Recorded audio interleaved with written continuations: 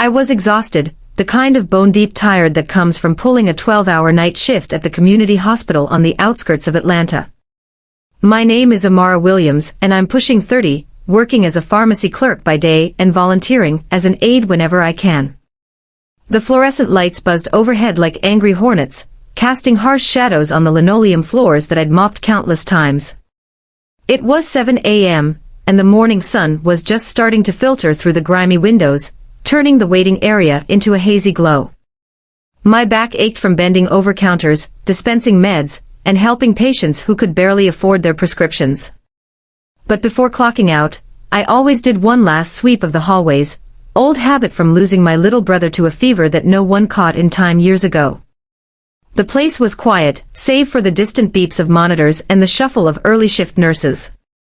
I trudged down the corridor, my worn sneakers squeaking softly, coffee mug in hand for that final sip before heading home to crash. That's when I saw him, a little boy, no more than 6, curled up on a cold metal bench in the corner of the waiting room. His face was flushed crimson, sweat beading on his forehead, and his breathing came in ragged, wheezing gasps. No parents in sight, no blanket, no nothing, just him, alone and vulnerable. My heart slammed against my ribs like a trapped bird. Memories flooded back, my brother's tiny body, burning up, the helplessness in my mother's eyes. I dropped my mug, it shattered on the floor, and rushed over, kneeling beside him. I placed my palm on his forehead, it was scorching, easily over 100 degrees, maybe 104. "Hey, little one," I whispered, my voice steady despite the panic rising in my throat. His eyes fluttered but didn't open. No time to waste. I bolted upright and yelled down the hall, "Code fever. Pediatric emergency in waiting. Get a doctor now, kids burning up." My shout echoed, piercing the morning calm. Nurses and a resident came running, wheeling a crash cart, their faces taut with urgency. As they lifted him onto the stretcher, I stepped back, hands trembling, praying I'd acted fast enough. But then, from the end of the hall, a man in a sharp black suit charged toward us, his eyes wild with fury. He shoved past a nurse and grabbed my arm, yanking me away from the boy. "What the hell are you doing to my son?" he snarled, his accent clipped and authoritative. The conflict had just exploded into my world, uninvited and brutal. I stepped back, my heart pounding like a drum in my chest, but I kept my voice steady. "I saw the boy feverish and alone," I explained, my breath coming in short gasps from the adrenaline. "He was wheezing, burning up, no one around. I just called for help." The medical team was already swarming, checking his vitals, prepping and for. But the man in the sleek black suit didn't seem to notice them. His eyes raked over me from head to toe, my rumpled uniform, stained with the night's spills, my dark skin glistening with sweat, my faded sneakers that had seen better days. His face twisted into a sneer, like he'd already judged me guilty of something far worse than saving his kid. "Help," he spat, his voice rising sharp and accusatory, echoing down the sterile hallway. "Or are you just stirring up trouble? I know your type, always inserting yourself where you don't belong, craving attention like it's oxygen." His words hit like a slap, laced with that familiar undercurrent of disdain I'd felt too many times before. The nurses and doctors froze in place, their eyes darting between us. The resident holding the stethoscope hesitated, glancing at me with a mix of pity and distance. Whispers started rippling through the group, "She's just a volunteer, not even a real nurse." One aide muttered, loud enough for everyone to hear, "Probably overstepped." Another nurse nodded, crossing her arms. The judgment hung in the air, thick and suffocating, turning the hallway into a courtroom where I was already convicted. I felt the heat rise in my cheeks, not from embarrassment, but from the raw injustice of it all. Here I was, after years of volunteering, spotting dangers others missed because I'd lived through the nightmare of neglect. My brother's fever had spiraled unchecked in a place like this, and I'd sworn never to let that happen on my watch. But to this man, I was just your type, a code for every stereotype thrown at black women like me, nosy, untrustworthy, out of place. The crowd grew, patients in nearby rooms peeked out, and a security guard ambled over, eyeing me warily as if I were the threat. No one defended me. Why would they? I wasn't official, just the pharmacy clerk who stayed late to help.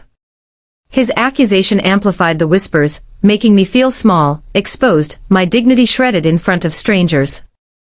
But I stood tall, refusing to crumble, even as the sting burrowed deep. I didn't snap back. What good would that do?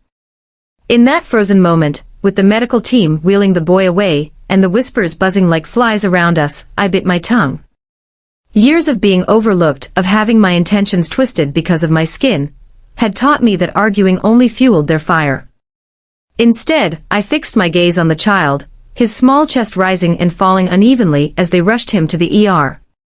Please be okay, I thought, a silent prayer echoing the one I'd whispered for my brother all those years ago. The man's grip on my arm had loosened, but his words still burned, hanging in the air like smoke. The crowd shifted uncomfortably, a nurse cleared her throat, but no one stepped in. Why would they? To them, I was just Amara, the volunteer who clocked extra hours without complaint, the black woman who blended into the background until moments like this.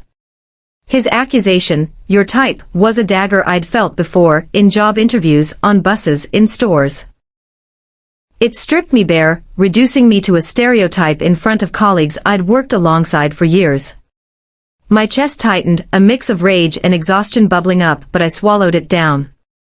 Crying or yelling would only confirm what he thought, that I was emotional, unreliable.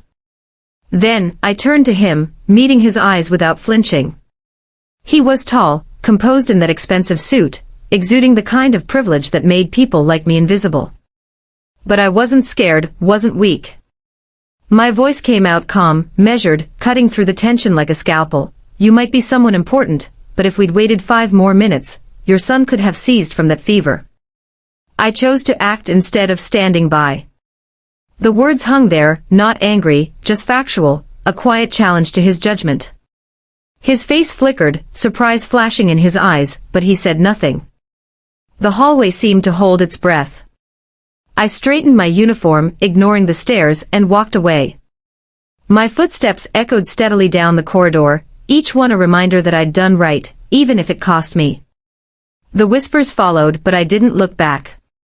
In that glance I'd given him, I'd said everything without raising my voice. I wasn't the problem here. He was. And deep down, I knew this wasn't over, the sting of his words would linger, but so would the truth of what I'd done. After leaving the hallway, I retreated to the staff break room, the door clicking shut behind me like a final judgment. The space was dim, lit only by a flickering vending machine, and the weak morning light seeping through a cracked blind. I collapsed into a plastic chair, my body heavy with exhaustion, and poured myself a cup of lukewarm water from the sink. My hands still shook slightly from the confrontation, but I forced them steady. The man's words, your type, replayed in my mind, a loop of venom that I'd heard in different forms my whole life. As a black woman in this underfunded hospital, I was used to being sidelined, but today it cut deeper, right after I'd potentially saved his son's life. Outside the door, voices filtered in, low but sharp enough to pierce the thin walls. 2 young nurses, the ones who'd been whispering during the chaos, were lingering in the corridor. Did you see what happened this morning? One said, her tone laced with mock surprise. Amara got reamed out by that kid's dad. Who does she think she is, jumping in like that? It's not her job. The other laughed softly, a sound that grated on my nerves. Exactly. She's just a volunteer, not even certified. And that boy, rumor is, his dad's some big shot. Fancy suit, fancy car outside. Probably loaded. She should have minded her own business. Their words slithered under the door like smoke, filling the room with their poison. I stared at my cup, the water rippling from my subtle tremble. Before I could process it, footsteps approached, and the door swung open briefly as a resident intern passed by, pausing to join the gossip. Yeah, I heard, he chimed in, his voice smug and detached. People like her always think being helpful excuses everything. But no one asked for her input. She's lucky he didn't call security. The nurses murmured agreement, their laughter fading as they walked away. I heard every syllable, each one a fresh wound on top of the man's accusation. They didn't know or care about my history, the nights I'd spent studying pediatric symptoms after losing my brother, or the countless kids I'd spotted in distress over 7 years here. To them, I was just people like her overstepping, unworthy. I lifted the cup to my lips, sipping slowly, forcing the hurt down like bitter medicine. Silence was my armor, reacting would only prove them right. But inside, the fire burned, a quiet resolve hardening. This wasn't the first time I'd been burned, and it wouldn't break me. A little while later, as I sat there staring into my cup, the door to the break room creaked open. In walked Dr. Harlan, the shift chief, a grizzled veteran in his late 50s, with salt and pepper hair and eyes that had seen too many emergencies. He'd been at this hospital longer than I had, and unlike the gossiping nurses, he didn't play favorites or indulge in petty drama. He pulled up a chair across from me, his scrubs rumpled from the night's chaos, and set down a folder labeled with security camera timestamps. "Amara," he said, his voice low and steady, "I reviewed the footage from this morning. The whole thing, the kid, the dad, your call. You handled it right." I looked up, meeting his gaze. Part of me wanted to vent, to spill the frustration building like a storm inside, but I held back. "Thanks, Dr. Harlan," I replied softly, my words measured. I didn't do anything special. Just what anyone would have done if they'd noticed. He leaned forward, flipping open the folder to show printouts of the video stills, me kneeling by the boy, my hand on his forehead, the urgency in my posture. "Not anyone," he countered, tapping the image. "You spotted the fever signs before it escalated. High temp, labored breathing, classic dehydration risk in kids. If you'd hesitated, we could have been dealing with seizures or worse. That father's panic blinded him, but you didn't let it stop you." His praise hung in the air, a rare balm against the earlier barbs. I nodded, feeling a flicker of validation warm my chest, but I kept it simple. "I'm not looking for thanks, document. As long as the boy's stable, that's enough for me." He studied me for a moment, his expression softening with something like respect, or maybe curiosity. "You've got a gift for this, Amara. Intuition with kids that most trained nurses envy. I've seen it over the years, you catch what others miss. Don't let one hothead's words dim that." I managed a small smile, though the ache from the man's accusation still lingered. "I won't. I've dealt with worse." He closed the folder and stood, patting my shoulder briefly. "Good. Rest up. We need you back here." As he left, the room felt a little less oppressive. His words were a gentle reminder, not a lecture, but they stoked the quiet fire in me, the one born from losing my brother, from vowing never to stand idle. I wasn't here for glory. I was here to prevent the pain I'd known. But in that subtle exchange, I felt seen, if only for a moment, amid the shadows of doubt. That afternoon, the hospital shifted into its midday rhythm, patients shuffling in for appointments, the cafeteria hum filling the air with the scent of overcooked coffee and sandwiches. I was back on light duty, restocking the pharmacy counter after a quick lunch break that barely settled my nerves from the morning's ordeal. Dr. Harlan's words had lingered, a small shield against the gossip, but the sting of being dismissed as just a volunteer still prickled under my skin. I wiped down the counter, my mind wandering to the boy, hoping he'd stabilized, wondering if his father had cooled off enough to realize I'd only tried to help. As I stepped into the hallway to deliver a batch of scripts to the pediatrics wing, I spotted a little girl, maybe 4 years old, struggling with her untied shoelaces near the waiting benches. Her mother was distracted on her phone, so I knelt down instinctively. "Here, sweetie, let me fix that for you," I said softly, my voice warm despite the fatigue weighing on me. She giggled as I looped the laces into a secure bow, then I adjusted her face mask that had slipped down her nose. "There you go, keep it up so you stay safe, okay?"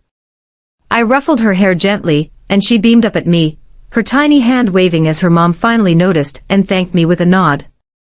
Unbeknownst to me at first, he was there, the man from that morning, now dressed down in a crisp white shirt and polished leather shoes that screamed money and status. He'd returned to the front desk, inquiring about his son's condition, his posture tense but less frantic. As he turned from the receptionist, his eyes landed on me in the hallway, mid-interaction with the girl. He froze, watching silently as I stood up and sent her off with a smile. Something shifted in his expression, surprise, perhaps, or the first crack in his earlier armor of judgment. A passing nurse, one of the older ones who'd worked here as long as I had, noticed him staring. She leaned in close, her voice a conspiratorial whisper but loud enough for him to hear. "That's the woman who saved your boy this morning. Amara's not a nurse, just a volunteer. But she's never wrong when it comes to kids' health. Spots, fevers, allergies, you name it. Everyone here trusts her gut." He didn't respond, but I caught his gaze lingering as I walked away, oblivious to the exchange. For a split second, our eyes met again across the hall, not with anger this time, but a flicker of something new, like doubt creeping into his certainty. I didn't stop, I had work to do. But that small, strange moment hung in the air, a subtle thread pulling at the edges of the day's unraveling tension. That afternoon dragged on like molasses, the hospital's fluorescent hum a constant reminder of the invisible walls closing in. I'd finished restocking and was scrubbing my hands in the utility sink when my supervisor, Ms. Reyes, poked her head in. Her face was pinched, avoiding my eyes as she handed me a folded memo. "Amara, there's been a complaint," she said curtly. "You're on temporary suspension for 24 hours, inappropriate intervention as a volunteer. Effective immediately." My stomach dropped, a cold wave crashing over me. I unfolded the paper, scanning the sterile language, no name on the complainant, but it screamed of him, the man in the suit, the one who'd branded me trouble for saving his son. "Who filed this?" I asked, my voice steady but edged with steel. She shrugged. "Anonymous, but you know how these things go. Just lay low." I nodded, crumpling the memo in my fist. Injustice burned hot in my veins. This wasn't about protocol, it was payback for challenging his ego. 7 years here, spotting dangers, comforting kids, and now this. Reduced to a problem because I acted when no one else did.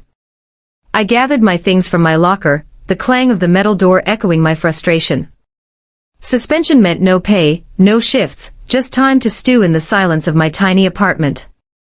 But I needed my jacket from the ER supply closet, so I headed back through the corridors, the air thick with antiseptic and muffled cries.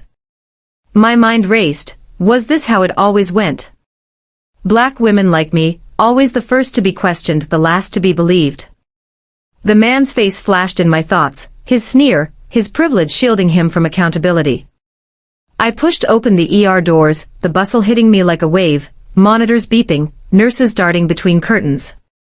And there he was, sitting on a bench in the waiting area, his son curled asleep in his lap.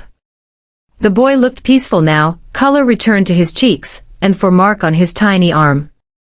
The man held him protectively, his suit jacket draped over the child like a shield.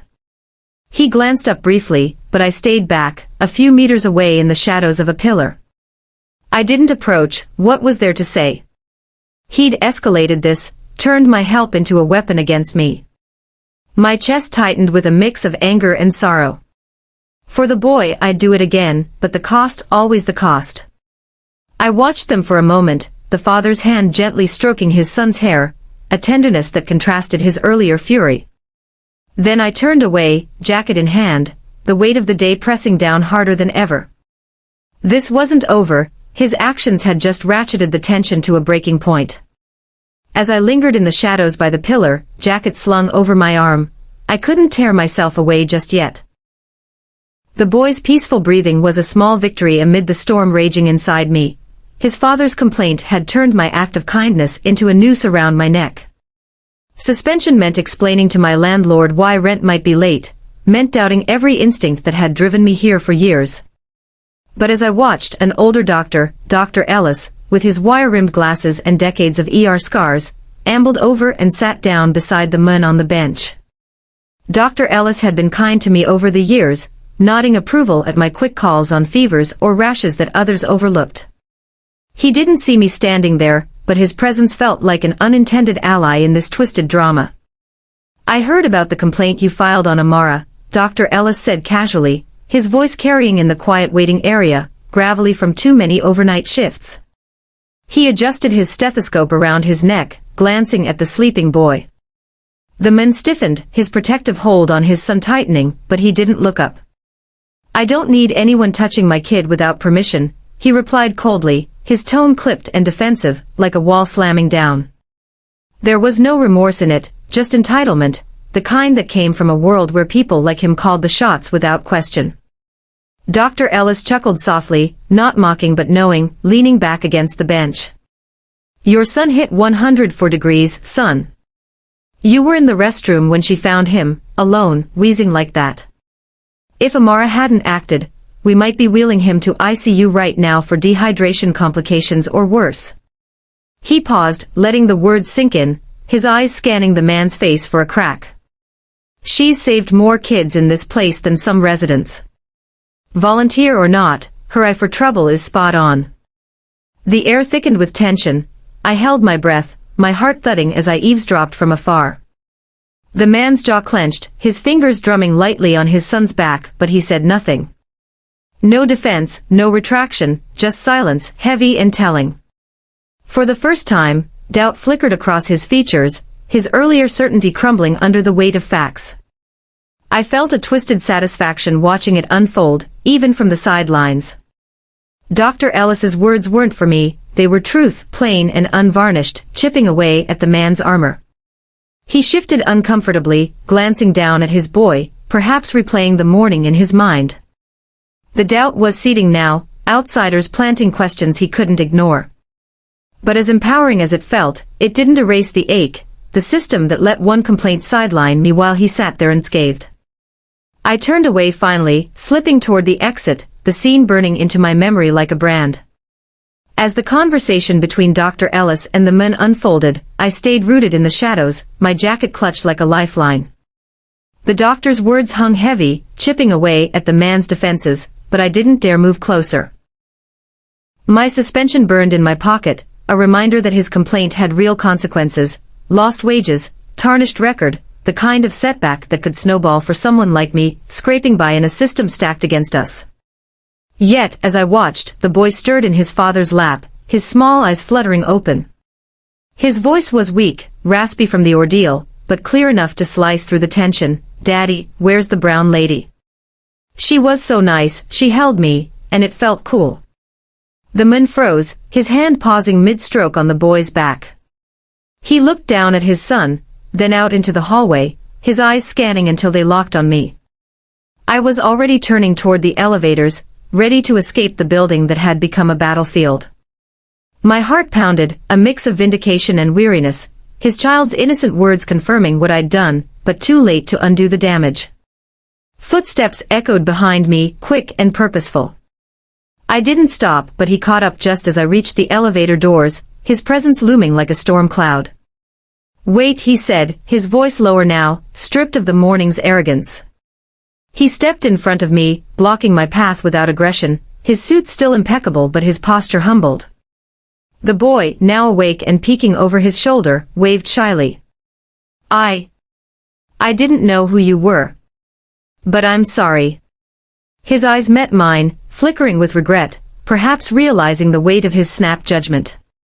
I halted, the elevator ding chiming impatiently behind me. For a split second, the hallway blurred, the whispers from earlier, the suspension slip in my hand, the years of being unseen crashing together. But I held his gaze, calm and unyielding, just like that morning.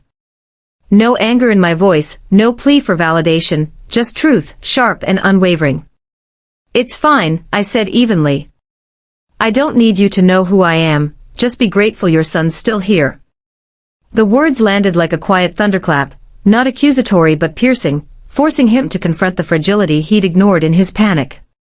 He blinked, swallowing hard, his Adam's apple bobbing. The boy tugged at his sleeve, murmuring something about wanting to thank me, but the man just nodded, stepping aside. The elevator doors opened and I stepped in, the weight lifting slightly as they closed. In that single sentence, I'd shifted the ground beneath him, not with fury, but with the undeniable reality of what mattered. The doubt in his eyes was my only closure, for now. But as the car descended, I knew the tide had turned, the tension peaking into something irreversible. The next morning dawned gray and humid, typical Atlanta weather that did little to lift the fog of exhaustion clinging to me after a restless night. My suspension meant I wasn't due back at the hospital until tomorrow, so I planned a quiet day, bills to pay, groceries to stretch, and time to process the whirlwind of yesterday. But curiosity, or maybe unresolved anger, drew me back earlier than I should have. I slipped in through a side entrance, avoiding the main lobby, my civilian clothes, a simple blouse and jeans, making me feel like an intruder in the place I'd called home for 7 years. The hallways buzzed with an unusual energy, whispers among the staff, hurried footsteps, and the faint scent of polished leather and cologne cutting through the usual antiseptic air. As I rounded the corner toward the break room to grab a forgotten item, the commotion hit me full force. A sleek black limousine idled at the front entrance, its tinted windows reflecting the hospital's faded facade. A cluster of security guards, more than I'd ever seen here, stood at attention, nodding deferentially as a group of sharply dressed assistants emerged, tablets in hand, speaking in hushed tones.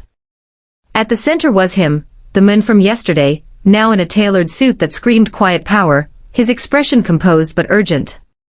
He wasn't alone. Reporters lingered nearby, snapping photos discreetly, their murmurs carrying snippets. Lee Juno, Tech Mogul, Healthcare Revolution.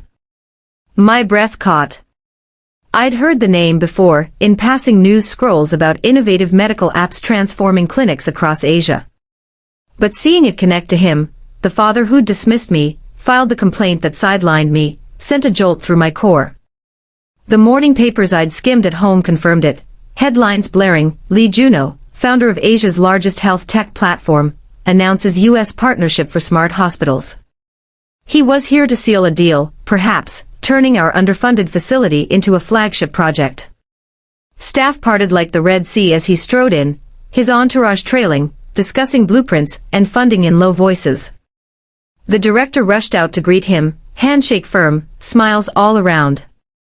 I stayed back, heart racing, watching from a discreet vantage near the elevators. How had I not pieced it together? His suit, his demeanor, the arrogance of someone used to commanding rooms. Now his power was on full display, the hospital bending to accommodate him. But as he passed, our eyes met briefly through the crowd, a flicker of recognition in his. Doubt from last night lingered there, amplified by his son's words. The reversal was unfolding, his status no longer a shield but a spotlight on his mistake. I slipped away, pulse thundering, knowing this encounter would force the truth to surface. I hovered near the elevators, my curiosity overriding the urge to leave before anyone spotted me during my suspension. The hospital director, Mr. Caldwell, a stern man in his 60s with a perpetual frown, rushed out from his office to greet Lee Juno, his handshake overly enthusiastic, voice booming with forced warmth. Mr. Lee, what an honor. Your partnership could transform this place. Juno nodded curtly, his entourage fanning out behind him like shadows, tablets glowing with data. They were ushered into the executive suite, doors closing with a soft click that echoed my growing unease. I shouldn't have been there, but something pulled me closer. I slipped into an adjacent hallway, ear pressed near the vent, heart racing as snippets of conversation filtered through. Inside, Caldwell's voice was deferential. So, about the Smart Hospital Initiative, your tech could revolutionize our ER tracking. But Juno cut him off, his tone firm yet edged with something new, regret. Before we discuss that, I need to address something personal. Withdraw the complaint I filed yesterday against your volunteer. The one who helped my son. There was a pause, papers shuffling. Caldwell cleared his throat. The suspension on Amara Williams. Consider it done. But may I ask why the change of heart? Juno's reply was measured, I was wrong. Panic blinded me. She saved him, now I want to meet her, if possible. Caldwell chuckled softly, a sound that surprised me through the wall. Amara's not just any volunteer, Mr. Lee. She's been here 7 years straight, no sick days, no complaints. Pharmacy clerk by title, but she's our unsung hero in pediatrics. Spots, fevers, allergies, early distress signs that even some doctors miss. Saved more kids than I can count, quietly without fanfare. I froze, my breath catching. Hearing my name like that, my contributions laid bare, sent a rush through me, a mix of pride and vindication. Caldwell continued, her brother's death from untreated fever years ago. That's what drives her. She's not here for glory, she's here to prevent what happened to her family. Juno's voice softened, I had no idea. The room fell silent, the weight of revelation hanging.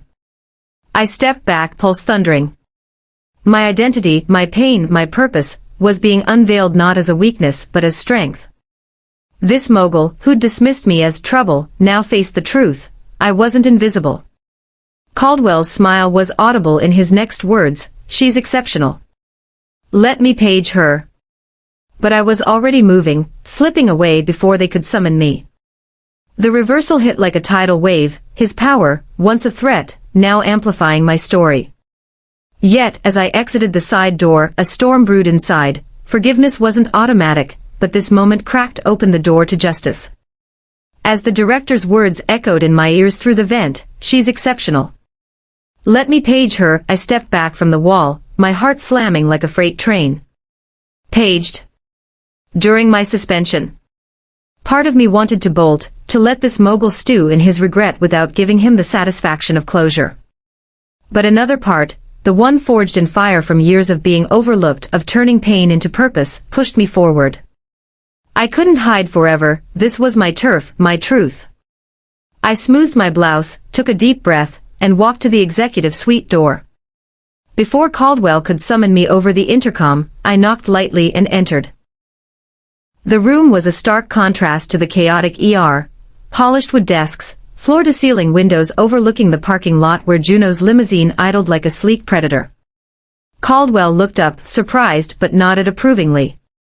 Juno stood by the window, his back to me at first, tablet in hand mid-scroll through what looked like medical reports. He turned and our eyes met, recognition flashing, followed by a visible flinch. The boy wasn't with him, perhaps resting elsewhere. I paused in the doorway, not out of fear but to steady the storm inside, the man's accusation, the whispers, the suspension, all colliding in this moment. Amara, Caldwell said gently, Mr. Lee wanted to speak with you. I nodded, stepping fully in, the door clicking shut behind me. Juno set his tablet down, his posture shifting from commanding to contrite. He approached, stopping a respectful distance away, and bowed his head deeply, a gesture that surprised me, rooted in a culture worlds apart from mine. I was wrong, he said, his voice low and raw, eyes fixed on the floor before lifting to meet mine. Panic made me blind. You saved my son's life, and I repaid you with cruelty. I owe you more than an apology, though it's all I can offer now. The words hung there, heavy with sincerity, his eyes reddening at the edges. I saw the crack then, the facade of the untouchable tech titan crumbling, revealing a father who'd nearly lost everything. My chest tightened, forgiveness wasn't easy, not after the public humiliation, the professional hit. But I didn't lash out. Instead, I spoke softly, my tone even, laced with the quiet power I'd honed through too many battles. I've never waited for an apology. I just hope next time, you'll trust someone doing the right thing, even if they don't look like you. The sentence landed like a gentle thunder, not vengeful, but illuminating the bias he'd wielded so carelessly. His face crumpled fully then, shoulders sagging as tears welled, silent, unbidden. He nodded, swallowing hard, unable to speak. Caldwell averted his eyes, giving us the moment. I turned away, leaving the silence to envelop him, a weight he now carried. As I exited, the reversal complete, I felt lighter, not absolved but affirmed. His collapse was justice in its rawest form, and for once, the world had bent toward truth.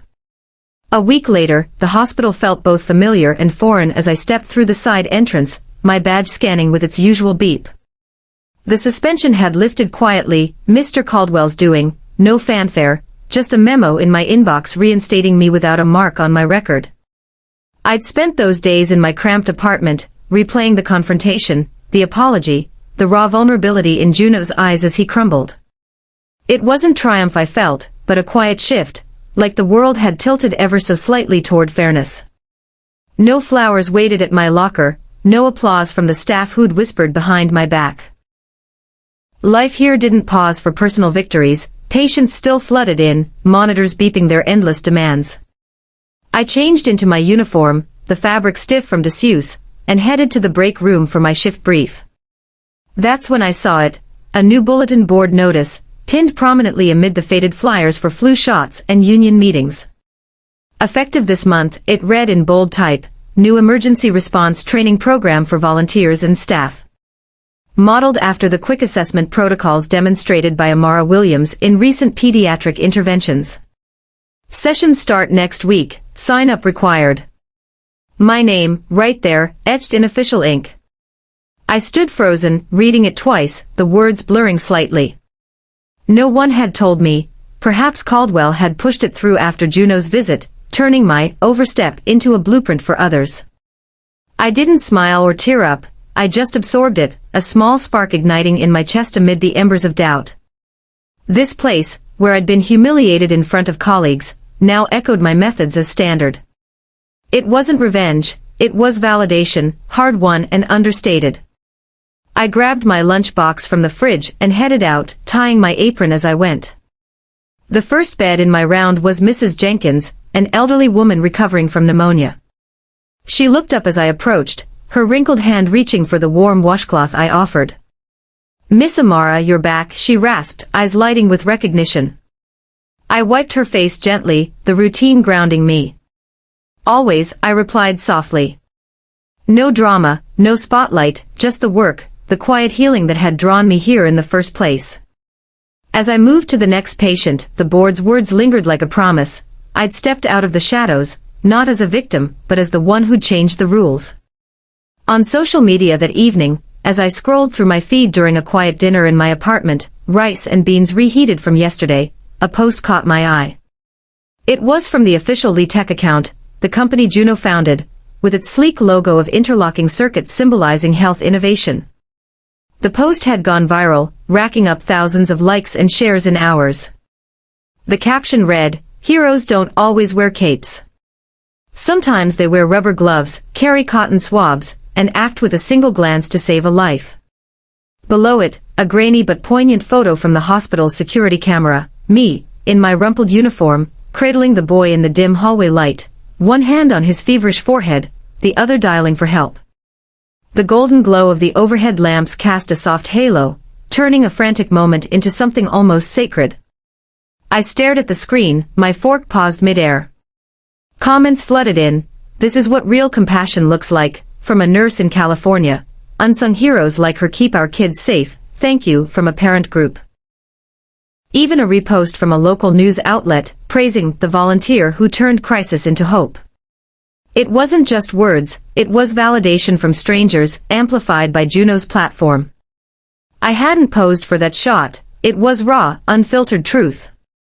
But seeing it there, shared by the men who'd once dismissed me, stirred a whirlwind inside, gratitude mixed with the lingering ache of that morning's humiliation. A direct message popped up from an unknown account, Juno's verified profile. "I hope this begins to make amends," it read simply, with a link to the post. No grand gesture, just quiet acknowledgement. I didn't reply right away, instead, I saved the image, a reminder that my actions mattered beyond the hospital walls. The third-party praise, from media, from parents, from the online world, echoed what Dr. Harlan had said, but louder, reaching corners I'd never touched. It wasn't about fame, it was proof that one act could ripple, challenging biases like the one Juno had shown. As I set my phone down, the warmth of those words settled over me, a subtle transformation. I wasn't just surviving anymore, I was seen. The morning after the social media post exploded, I arrived at the hospital early, the air crisp with autumn's edge. My shift started soon, but the weight of the past week lingered like a shadow, Juno's apology, the training program notice, the viral image of me holding his son. I'd saved the photo on my phone, a quiet talisman against doubt. As I crossed the lobby, adjusting my badge, a familiar black limousine pulled up outside, its engine humming softly. Juno stepped out, his suit understated this time, helping his boy from the back seat. The child looked vibrant now, cheeks rosy, no trace of the fever that had nearly claimed him. I paused by the entrance, not expecting this. The boy spotted me first, his eyes lighting up like fireworks. "Miss Amara," he shouted, breaking free from his father's hand and racing across the tiled floor. He barreled into me, small arms wrapping around my waist in a fierce hug that nearly knocked the wind out of me. Laughter bubbled up unexpectedly, mine and his, as I knelt to his level, the lobby's bustle fading around us. "Hey, little man," I said softly, ruffling his hair. "You look strong as ever. No more fevers?" He beamed, pulling a clumsily wrapped package from his pocket, tape peeling at the edges. "I'm all better. Daddy said we had to come back for checkup, but I wanted to give you this." His voice was earnest, eyes wide with hero worship. I unwrapped it carefully. A simple ballpoint pen, adorned with a sticky note in childish scrawl. "Miss Amara, the one who doesn't wear a doctor's coat, but heals the best." My throat tightened, tears pricking unexpected. This boy, who'd been a stranger in crisis, now saw me clearer than most adults ever had. Juno approached slowly, hands in pockets, his expression a mix of gratitude and lingering shame. "He insisted," he said quietly, voice thick. I stood, hugging the boy one last time, the pen warm in my palm. "Thank you," I whispered to the child, then met Juno's gaze. No more words needed, the moment spoke volumes, a bridge built from regret to respect. As they headed to the exam room, the boy's hand waving back, I slipped the pen into my pocket. It wasn't just a gift, it was healing, a reminder that in the chaos of judgment and pain, one act could echo forever. I turned to my rounds, heart full, ready to face whatever came next.